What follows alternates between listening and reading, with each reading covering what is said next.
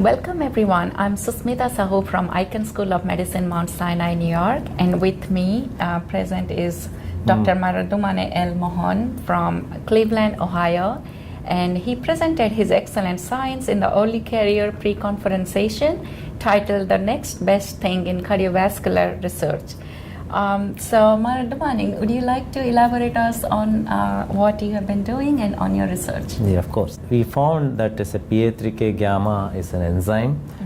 Usually enzyme has a kinase activity, but what we managed to find was that this can also have, other than kinase function, it can also have a kinase independent mechanism.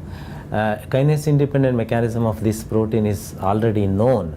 But what we found was that the regulation of active signaling mechanism by kinase independent mechanism of this protein. So this can regulate an important MAP kinase pathway that can have an implication in cardiac hypertrophy and cardiac fibrosis. It can regulate the phosphorylation of the extracellular regulated kinase. Many people have concentrated only on the kinase pathway, and there are very few studies that shows that even phosphatases regulating the phosphorylation and the activation of a protein is actively regulated by some other protein. And so this is something new that we found, and I'm glad that I'm presenting that in the early career session today. So I would like to follow up with what you said. So you are saying this PI3 kinase gamma, the new and novel function of this protein is more active in fibrotic pathways. Yeah. So do you think only it is active in fibroblast, or what about other cell types such as cardiomyocyte and endothelial cells? What we looked at is we looked at the extracellular regulated kinase mechanism regulated by PI3K gamma in the myocytes, and also looked at the isolated fibroblasts in the cardiac tissue. What we found is this regulation of PI3K gamma is present only in the cardiac fibroblasts and not in myocytes. So what we are thinking is this protein regulation is more in the proliferating and differentiating cells than in the terminally differentiated cells.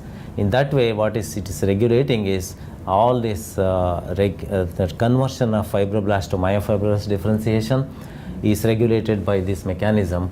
And what we find is the kinase activity of PI3K gamma is detrimental to the heart, and the kinase dead PI3K gamma is beneficial for the heart.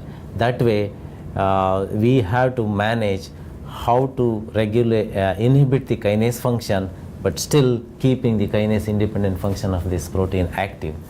Oh, that's excellent. So what you are saying is the gamma is beneficial, the PI3 kinase gamma pathways. So do you have any idea what are the downstream pathways and downstream mechanisms this molecule targets? So far what we know is it regulates the phosphatases. We are now identifying the domains that are responsible for binding to this phosphatases and regulating its mechanism.